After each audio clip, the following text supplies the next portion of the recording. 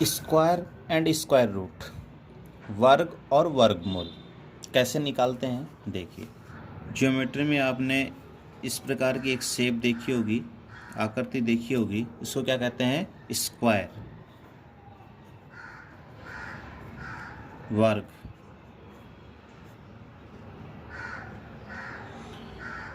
और वर्ग का क्षेत्रफल क्या होता है? एरिया ऑफ स्क्वायर,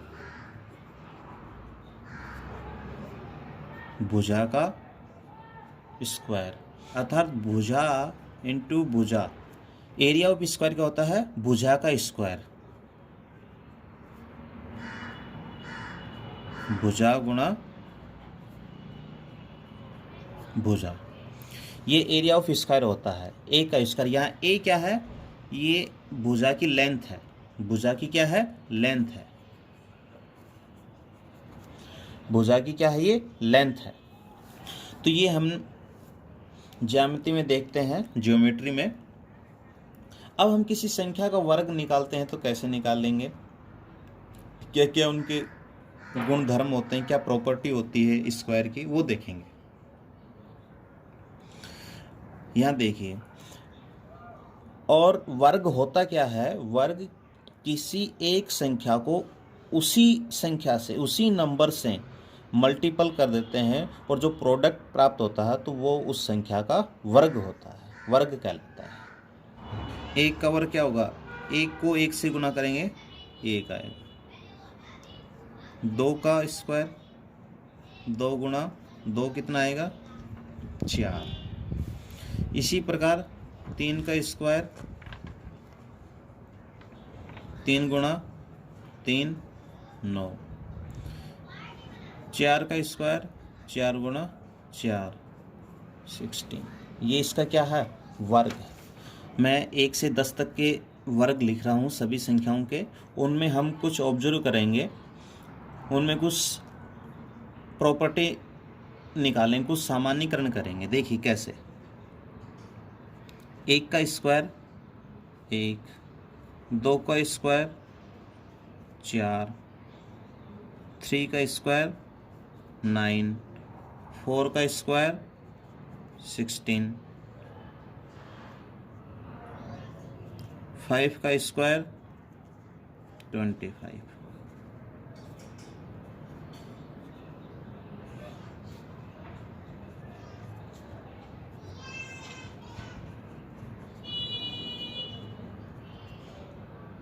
इसी प्रकार 8 का स्क्वायर 64, 9 का स्क्वायर 81 और 10 का स्क्वायर 100।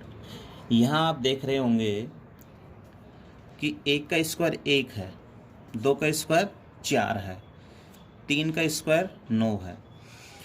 तो ऐसी कोई संख्या जिसका इकाई अंक, अंतिम अंक 1 हो, तो उसके वर्ग का इकाई अंक भी क्या रहेगा? 1 ही रहेगा। जैसे 11 है, 11 का हम स्क्वायर करेंगे तो 11 गुना 11, 11 से 11 को गुना करेंगे तो क्या आएगा? यहाँ मल्टीपल कर लेंगे हम तो क्या आएगा? 1 को 1 से किया 1, 1 को 1 से किया 1, फिर यहाँ पे 0, या 1 को 1 से किया 1, 1 को 1 से किया 1, कितना आया? इनको ऐड कर देंगे 1 2 1, यहाँ पे कितना आएगा? 1 2 1। तो ये यहाँ पे कितना आया? 1 2 1। यहाँ देखिए इकाई अंक क्या था? 1 था, तो यहाँ पे भी क्या आया? इकाई अंक 1 आया। तो किसी भी संख्या कितनी ही बड़ी संख्या हो, उसका इकाई का अंक अगर यदि 1 है तो उसके वर्ग का इकाई अंक भी क्या रहेगा? 1 रहेगा।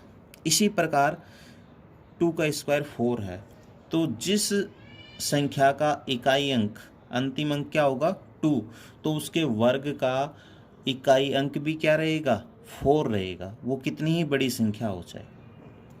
अब जैसे 22 का स्क्वायर करते हैं हम, तो 22 गुणा 22, और 22 का स्क्वायर क्या होता है? 484। तो यहाँ पे क्या आया है? 4 आया है। तो यहाँ पे भी क्या है? 4 आया है। तो ये हमने देखा कि कोई कितनी ही बड़ी संख्या हो उसके इकाई का अंक फिक्स होता है। जैसे 3 का स्क्वायर करेंगे तो 9 आएगा। अब हम चाहे 43 का करें, चाहे 83 का करें, चाहे 103 का करें, उसके इकाई का अंक क्या आएगा? 9 ही आएगा। समझ गए भाई? अब देखिए आगे, 1 का स्क्वायर 1 है, 2 का स्क्वायर 4 है, 3 का 9, 4 का 16, 5 का 25, 6 का 36, 7 का 49, 8 का 64, 9 का 81, 10 का 100। तो इनमें देखिए पूर्ण वर्ग संख्या के इकाई अंक क्या है? पूर्ण वर्ग संख्या ये है 1, 4, 9, 16 और 25। तो इनका इकाई अंक क्या है? देखिए यहाँ पे 0 है, 1 है,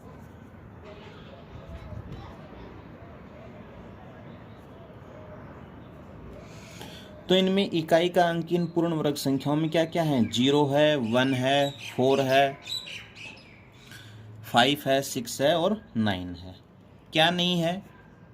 2 नहीं है, 3 नहीं है, 7 नहीं है और 8 नहीं है। तो यहाँ हम ये ऑब्जर्व कर पाए कि जिस पूर्ण वर्ग संख्या का इकाई का अंक 9, 6, 5, 4, 1 और 0 होगा तो वो एक परफेक्ट स्क्वायर नंबर होगी, वो पूर्ण वर्ग संख्या हो सकती है। लेकिन जिस संख्या के इकाई का अंक 2, 3, 7 और 8 होगा वो एक पूर्ण वर्ग संख्या नहीं होगी, वो एक पूर्ण वर्ग संख्या नहीं होगी का फर्स्ट गुणधर्म। अब देखिए भाई सेकंड क्या है? यहाँ आप देख पा रहे होंगे कि एक विषम संख्या, तो इसका वर्ग भी क्या है? विषम है। 2 एक सम संख्या है, इसका वर्ग भी क्या है? सम है। 3 एक विषम संख्या है, इसका वर्ग भी क्या है? विषम है। 4 एक सम संख्या है तो इसका वर्ग भी क्या है? सम है। 5 एक विषम संख्या है, इसका वर्ग भी क्या है? विषम है। इसी प्रकार 6 का भी क्या? सम है। 7 का विषम है, 8 का सम है, 9 का विषम है, 10 का सम है। यहाँ पे हमें ये भी प्राप्त हुआ कि सम संख्या का वर्ग सम है और विषम संख्या का वर्ग विषम है। सम संख्या का वर्ग सम और विषम संख्या का वर्ग विषम है। नेक्स्ट गुणधर्म क्या होगा? देखिए सेकंड हमें क्या हुआ? सम संख्या का वर्ग सम, विषम संख्या का विषम। यहाँ देखिए भाई 1 equal to 1, 1 + 3 equal to 4, 1 + 3 + 5 equal to 9, 1 + 3 + 5 + 7 equal to 16। यहाँ हम एक देख पा रहे हैं एक प्रतिरूप, एक विषम संख्या है और 3 एक विषम संख्या है, 5 एक विषम संख्या है। हम विषम संख्याओं को ऐड कर रहे हैं क्रमागत रूप में। यहाँ हमें एक प्रॉपर्टी प्राप्त हो रही है, हम विषम संख्याओं को क्रमागत रूप में ऐड करते हैं 1 से स्टार्ट होकर के विषम संख्याओं को क्रमागत रूप में हम ऐड करते हैं तो हमें एक परफेक्ट नंबर प्राप्त होता है। तो देखिए यहाँ पे विषम संख्या कितनी है? 1 है, तो 1 का स्क्वायर प्राप्त हो रहा है। यहाँ विषम संख्या कितनी? 2 है, तो यहाँ 2 का स्क्वायर प्राप्त हो रहा है। यहाँ विषम संख्या कितनी है? 3 है, तो यहाँ 3 का स्क्वायर प्राप्त हो रहा है। यहाँ विषम संख्या कितनी है? 4 है, तो 4 का स्क्वायर प्राप्त हो रहा है। तो यहाँ से क्या निकल करके आया? 1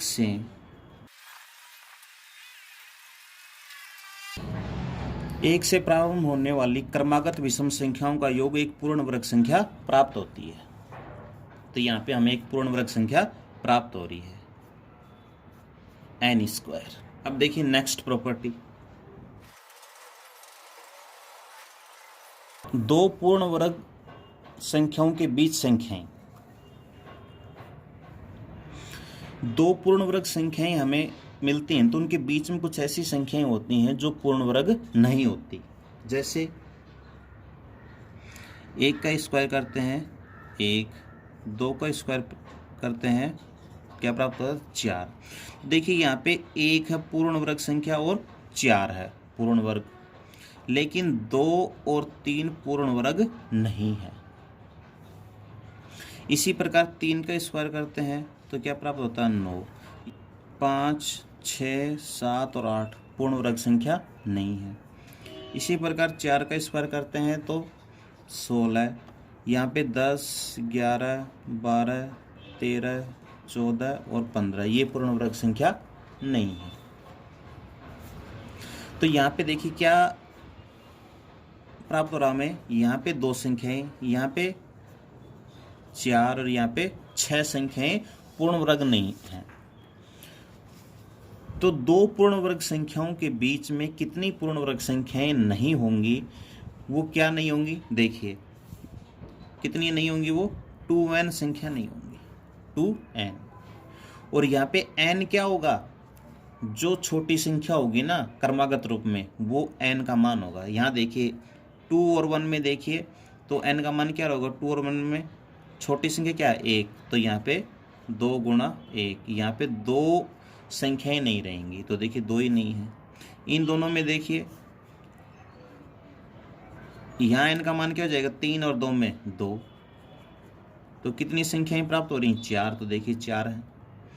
इसी प्रकार 3 और 4 में देखिए तो 2 गुणा 3, n का मान यहाँ पे 3 हो जाएगा, यहाँ पे कितनी संख्याएं 6, तो यहाँ पे 6 प्राप्त हो रही है। तो किन्हीं भी 2 पूर्ण वर्ग संख्याओं के बीच में हमें जो पूर्ण वर्ग संख्या नहीं होंगी वो अगर हम निकालते हैं तो वो कितनी प्राप्त होती हैं 2n, कितनी प्राप्त होती हैं 2n। पूर्ण वर्ग संख्याओं में कुछ प्रतिरूप प्राप्त होता है, तो वो किस प्रकार देखिए,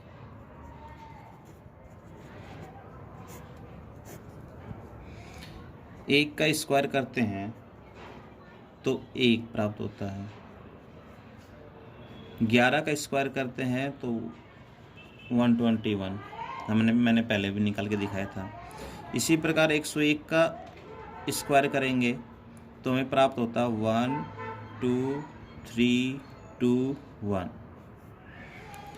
इसी प्रकार 1111 का स्क्वायर करेंगे तो हमें प्राप्त होता है 1, 2, 3, 4, 3, 2, 1। तो यहाँ देखिए हमें कुछ एक क्रम मिल रहा है, यहाँ पे जो ही एक 1 इंक्रीज हो रहा है तो यहाँ पे भी एक नंबर इंक्रीज हो जाता है। कैसे देखिए 1, देखिए 5 1 है तो 5 तक ले जाइए, 1, 2, 3, 4, 5, फिर इसको घटते क्रम में रिवर्स ऑर्डर में कर दो 4, 3, 2, 1। इसी प्रकार यदि 6 1 है, इनका स्क्वायर निकालेंगे तो क्या करेंगे 1, 2, 3, 4, 5, 6, फिर 5, 4, 3, 2, 1, ये इसका क्या हो जाएगा स्क्वायर हो जाएगा। अब देखिए किसी संख्या का वर्ग कैसे करते हैं।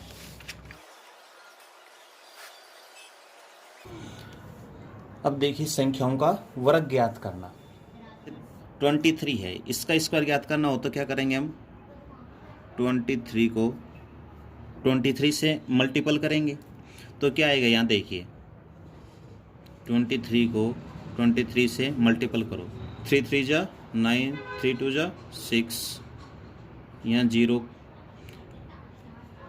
यहाँ पे 0 लिख सकते हो और मल्टीपल का चिन्ह भी लिख सकते हो।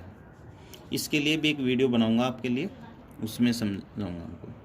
तो यहाँ पे देखिए 2 3 जा 6 और 2 2 जा 4, 9, 2 और 5, 529। या तो हम इनको मल्टीपल कर लें तो स्क्वायर वर्ग प्राप्त हो जाएगा, या फिर इसकी सेकंड विधि क्या है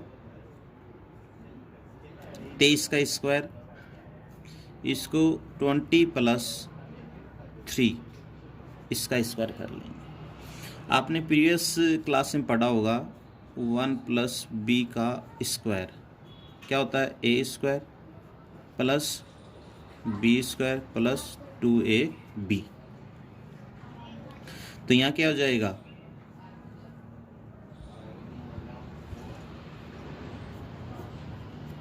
20 का स्क्वायर प्लस 3 का स्क्वायर प्लस 2 इंटू 20 इंटू 3, तो कितना हो जाएगा भाई ये 20 का स्क्वायर 400 और 3 का 9, और ये इनको मल्टीपल कर लो तो कितने हो जाएंगे 120। इन सभी को ऐड करोगे तो कितना हो जाएगा 530। ऐसे भी कर लो अब इनको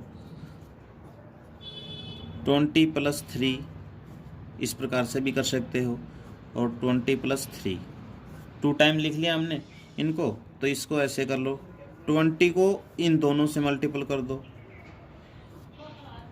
प्लस और 3 को इन दोनों से कर दो, तो कितना हो जाएगा भाई 20 को 20 से करोगे तो 400, और ये 20 को 3 से 60, और 3 को 20 से 60, और 3 को 3 से 9। अब इन सभी को ऐड कर दो तो कितना आएगा 529। तो आप ऐसे मल्टीपल भी कर सकते हो, मल्टीपल करके भी निकाल सकते हो इनका स्क्वायर।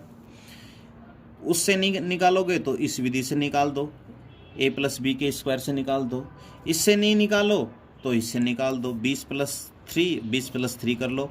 इस 20 को इन दोनों से मल्टीपल कर दो और इस 3 को इन दोनों से कर दो, तो इनको इनसे किया तो ये आया, इनको इनसे किया तो ये आया, इन सभी को ऐड कर दो 529। अब हम एक्सरसाइज सोल्व कर लेंगे। इस प्रकार के जितने भी क्वेश्चन हैं आप सभी को सोल्व कर सकते हो।